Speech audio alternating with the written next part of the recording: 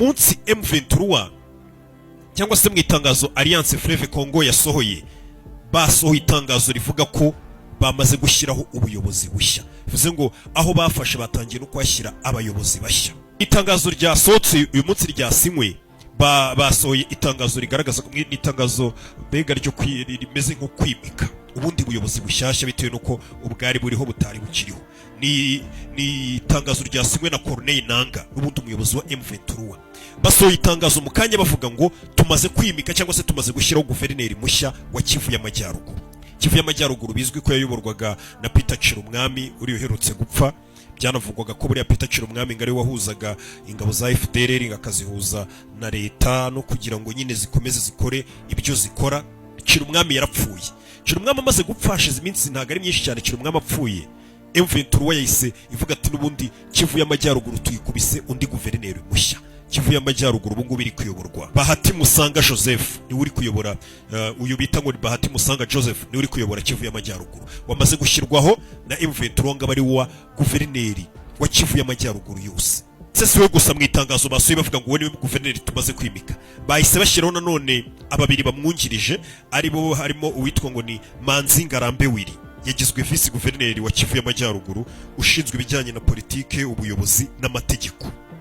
None barangije bimika n'undi umwungirije wa kabiri vice guverineri nanone wa Kivu y'Amajyaruguru wundi witwa ngo ni Amani Bahati Shadrack, iwe yagizwe vice guverineri wa Kivu y'Amajyaruguru ushinzwe ubukungu, imari n'iterambere bya Kivu y'Amajyaruguru. Bingibi bikahita bigaragara nk'ikimenyetso gisa nkaho kinateye ubwoba cyangwa se gikomeye cyane cyuko M23 nta gahunda ifite yo kurekura ahantu yafashe cyangwa kuhava. Nimba itangiye kuba ahantu yafashe yatangiye gushyiraho n'ubuyobozi bwayo bugomba kuhakurikirana. Ni mu gihe na Tshisekedi mu minsi yashize guverinoma ikorera Kinshasa ya Tshisekedi nayo yari yavuze ko hari undi muntu ihimitse ngo ugiye kuhayobora, ariko ibyo bivugaga ari muri Kinshasa. Kivu y'Amajyaruguru hari hose nyine n'ubundi M23 yarahafashe. Bivuze ngo Tshisekedi yabivugiye rya ngo yimitse umuntu ariko abariyo bemejwe n'abahafashe, ubwo ngubwo nibo bayobozi baho.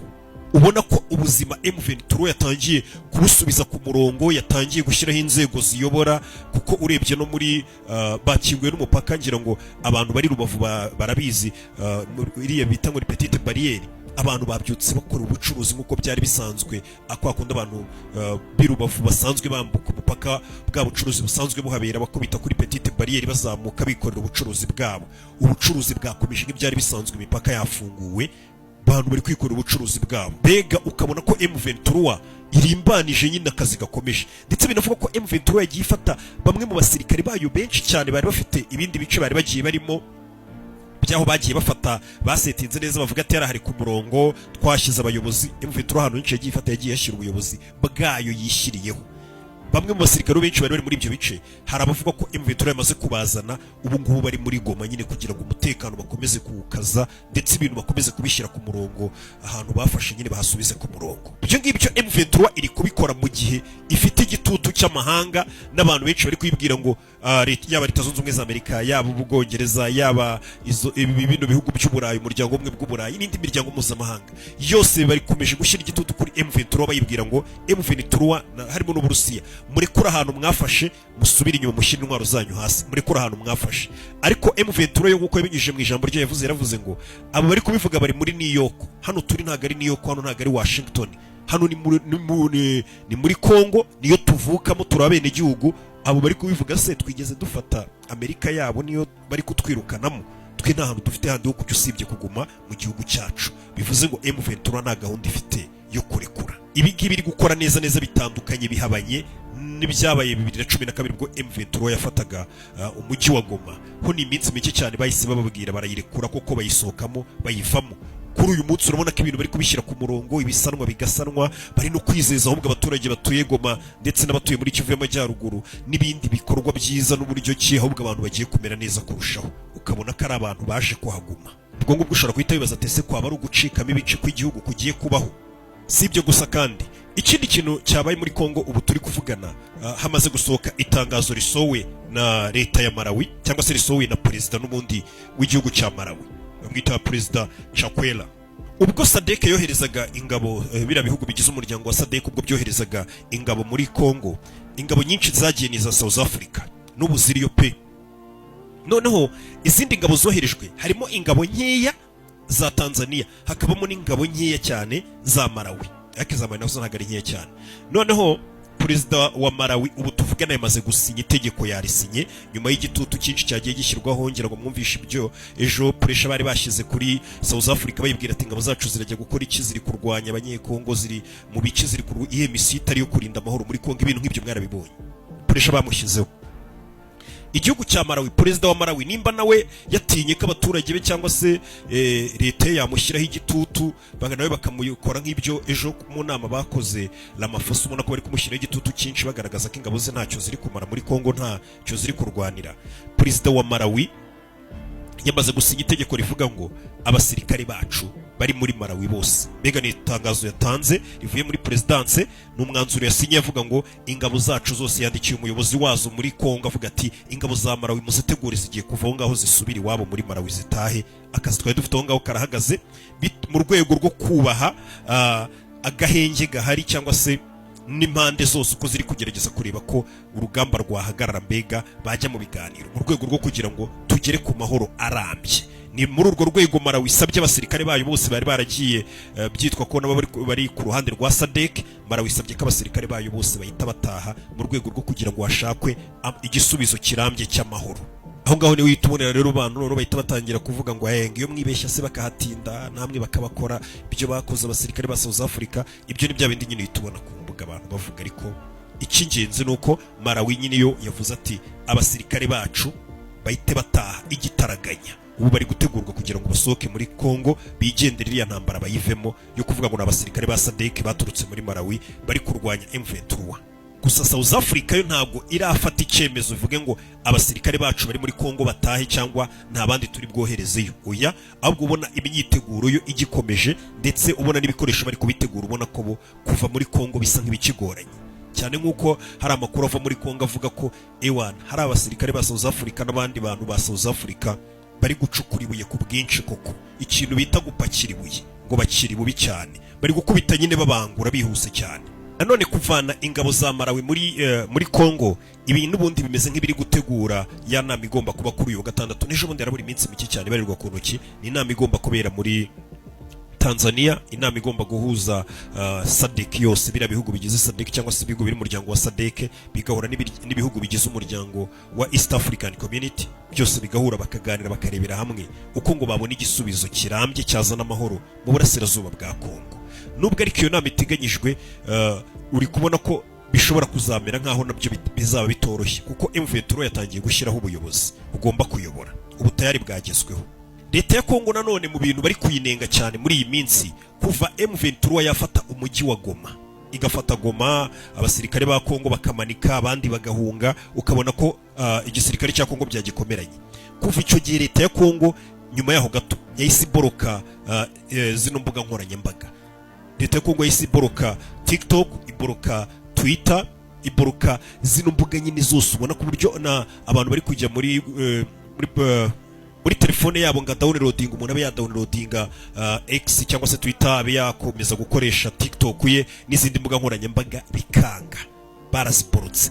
Aho abantu bakomeje kuvuga ati leta ya Kongo impamvu ibyo yabikoze ni ukugira ngo yirinde igitutu abaturage ba Kongo bari gukomeza kuyishyiraho, kuko muri izi mbuga nkoranyambaga zifite ukuntu zikora, abantu bazikoresha bakaba batera igitutu cyangwa se batera nk'icyo twakwita akavuyo kenshi ku buyobozi, ubuyobozi bukaba bwahindura imitekerereze cyangwa se bwafata ikindi cyemezo. Ngira ngo ujye ubona imyigaragambyo myinshi itegurirwa kuri izi mbuga nkoranyambaga, ujye ubona imyigaragambyo yaberaga muri Kenya iheruka, aho bavugaga ati ntituzi n'abategura imyigaragambyo baba bari, tujya kubona tukabona bapangiyeho inama atari bya bindi uvuga ngo abantu bapanze inama ngo bakore iki.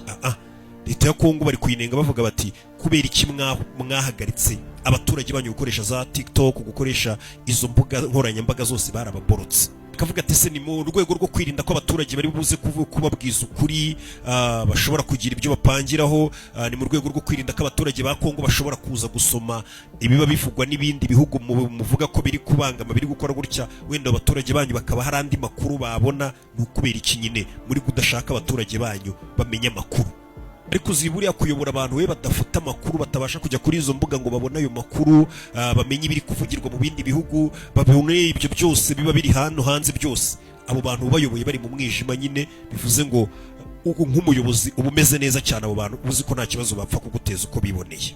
Ariko nanone abantu bari muri Kongo bakomeje kuvuga cyangwa se kugirwa inama, abandi bakomeza no gukoresha VPN, ni uburyo ki ushobora guhindura location y'ahantu uri ukabasha kuba noneho wakoresha izo mbuga nkoranyambaga uri muri Kongo, ariko nyine bigaragara ko noneho bitewe nuko washyizemo VPN byose mubizi bikagaragara nkaho uri Burayi uri kuyikoresha uri Burayi ariko uri muri Kongo. Nibwo buryo abantu benshi bari gukoresha ngo babone amakuru bari muri Kongo, bamenye ngo ubundi bigeze hehe, byifashe biti. Ubonaga ko atari ikintu cyiza nyine, abantu benshi, abayobozi benshi bari kunenga Kongo bavuga ati kuki abaturage banyu muri gushaka kubagumisha mu mwijima, kuki muri gufunga izo mbuga nkoranyambaga mutababwiye n'impamvu n'icyo zihungabanya n'iki. Nanone kandi mu gihugu cya Kongo ngira ngo murabyibuka ko Perezida Tshisekedi yagiye asubiramo ijambo rivuga ngo ntago nzigera mpura n'ingabo za M23 ngo tuganire, urana umutwe w'iterabwoba, barani ibyihebe, barana abantu babi, ntago nzigera mpura nabo ngo tube twaganira twicare mu biganiro. Ibyo mwarabibonye, ndetse na leta y'u Rwanda igeze kujya ibabwira mukwiye kwicarana nabo mufitanye ikibazo aribo M23 mugakemura ibibazo byanyu, mugashaka ibisubizo, kuko ni bene wanyu n'abakongomani bene wanyu, mugashaka ukuntu mukemura ikibazo. Leta ya Kongo ikabye ikavuga ati bara abantu ntituzigera twicarana. Ukaba ari umwanzuro usa nkaho wari warafashwe mu mwaka wa 2022 ubwo inama y'abadepite cyangwa se twabyita inama y'abadepite n'abaminisitiri n'abandi bose bashyira amategeko, nabo bari baricaye ibyo bintu barabitora, baravuga ati nibyo koko ntago dufite kujya mu mishyikirano na M23, twaba tuvugana iki ibintu nk'ibyo ngibyo. Gusa ku munsi w'ejo bitewe nuko M23 ikomeje gufata ahantu henshi, ikomeze gutangira gushyiraho abayobozi, mbega ni ibintu bisa nk'ibiteye ubwoba, byateye ubwoba bamwe mu abayobozi benshi bagiye inama ejo yarateranye y'abayobozi, inama nyine nshinga amategeko ihuriyemo n'abayobozi b'amadini, barangije barahura baraganira, abenshi basohotse muri iyo nama bavuga bati icyemezo twe turi kwemeza nuko igihe kigeze noneho ngo leta yacu ya Kongo ibe yakwicarana M23 ndetse n'abo bandi bose tuvuga ko tudashobora kuba twakwicarana. Igihe kirageze ngo twicarane nabo tuganire, dushaka igisubizo kirambye. Bamwe mu bayobozi basohokaga muri iyo nama nagiye mbona bavugaga bati muri kano kanya icyo turi kurebera hamwe, turi kureba ikintu cyatuma mbere na mbere abaturage b'igihugu cyacu bamera neza, ibi byose by'akavuyo intambara tukareba ko byahagarara, kuko by'umwihariko tumaze kubona ko kuva intambara yatangira abarenga miliyoni 2 bamaze gukurwa mu byabo. Ni abantu benshi cyane, miliyoni 2 bahunga bakurwa mu byabo, bahunga ayo masasu, utabariyemo abishwe, ababuze ibyabo, igihugu ntabwo kiba kiri gutera imbere. Bavuga bati ubu ngubu twese nk'abayobozi icyo turi kurebera hamwe ni ugushyira hasi ibyo bindi byadutandukanyaga n'iki, tukabanza tukareberamo ikintu cyatuma abaturage bamererwa neza. Bivuze ngo wumvishije neza imyanzuro y'abo bayobozi wabonaga ko bameze none nkaho biteguye kuba yaba kwicarana n'u Rwanda, kuko Tshisekedi bira yaravuze ko atakwicarana n'u Rwanda, atazongera guhura na perezida w'u Rwanda ngo keretse apfuye, wenda bakazahurira nko mu ijuru, naho ubundi nta hantu yakongera guhurira na perezida w'u Rwanda, niko Tshisekedi yari yaravuze. Ndetse banavuga ko leta ya Kongo itakwicarana n'umutwe w'iterabwoba nka M23. Gusa iyo nama wabonaga abayobozi bari kuvuga ati dushobora kuzarisika ko igihugu gicikamo ibice bibiri nituturamuka tutemeye kuba twakwicara ngo tuganire n'iyo M23. Muri make ibintu Kongo yasaga nkaho mu minsi ishize bari baranze, baranangiye umutima avuga ati ntabwo twakora ikosa ryo kuganira na M23 umutwe w'ibyibi. Birasa nkaho ari cyo gitutu n'abayobozi batangiye gushyira kuri perezida, ubwo bavuga ati tugire vuba vuba ahubwo ibintu bigishoboka. Ushaka kwita wenda nabihuza na kwa kuntu moto hari ukuntu iba yanze kwaka, ukuntu moto kera yajyaga yanga kwaka. Gusa ukumva ko ari ikintu cyiza byibura abayobozi ba Kongo bicaye bakaganira, bakavuga bati koko igihe kirageze ngo mbere na mbere dutekereze ubuzima bw'abaturage bacu, aba ari bwo dushyira imbere, bamere neza. Nimba byaba ibiganiro mbega kwiyemera bivemo byo kuvuga ngo bari abantu twakwicarana, ari nabyo ngira ngo kare mu kiganiro cya kare nakoze navuzemo ko mu kiganiro perezida w'u Rwanda yagiranye na CNN yari yavuzemo hasi ngo hano ngiye ndi kurinda igihugu cyanjye, ndi kureba uburyo amahoro arambye yahora hano iwanjye mu gihugu cyanjye. Mu gihe Tshisekedi we ibyo ari gukora ariko harimo ubwibone no kureba ngo ngiye ngo nkoze nyine akazamo akantu k'ubwibone nk'ako kavuga ati sinakwicarana n'uyu, sinagira gutya. Kandi ari byo perezida ati ntabwo wayobora igihugu ngo ukore ibyo ushaka uteza akavuyo bishingiye kuri kantu k'ubwibone gusa, utari kureba nyine ibiri kwangirika. Bisa nkaho noneho ubuyobozi bwa Kongo b'inteko ishinga amategeko n'abayobozi b'amadini ubwo bamaze gusa nkaho bagaragaza ko icyo kintu gikenewe ndetse cyihutirwa kuba noneho hajya mu biganiro bakaganira n'izo mpande zose, bisa nkaho cyaba ari ikintu cyiza kigiye kubaho. Nanone kandi tugarutse mu gihugu cy'u Burundi, mu gihugu cy'u Burundi umuyobozi w'ingabo z'u Burundi ku munsi w'ejo yatangaje ko ibyo u Rwanda rwashinje ingabo z'u Burundi atari byo. ngira ngo murabyibuka mu minsi ishize hari ikiganiro twakoze gishingiye kuri ku bintu umuyobozi wa Minisiteri y'Ububanyi n'Amahanga w'u Rwanda yari yashyize kuri Twitter cyangwa se kuri X agaragaza ko ingabo z'u Burundi hari abantu bishwe b'abakongomani bazira ubwoko bwabo, abatutsi bo muri Kongo ngo bishwe ariko bakicwa bagatwikirwa n'amazu agera muri 300, ingabo z'abarundi ziri kureberera. Ibyo byose Uburundi bwo bwabihawe, ndetse banavuga ko Uburundi abasirikare b'u Burundi nabo bahuje ingengabitekerezo niyo FDLR biri gufatanya n'abasirikare ba FARDC n'abandi bose mu byo bakora hariya.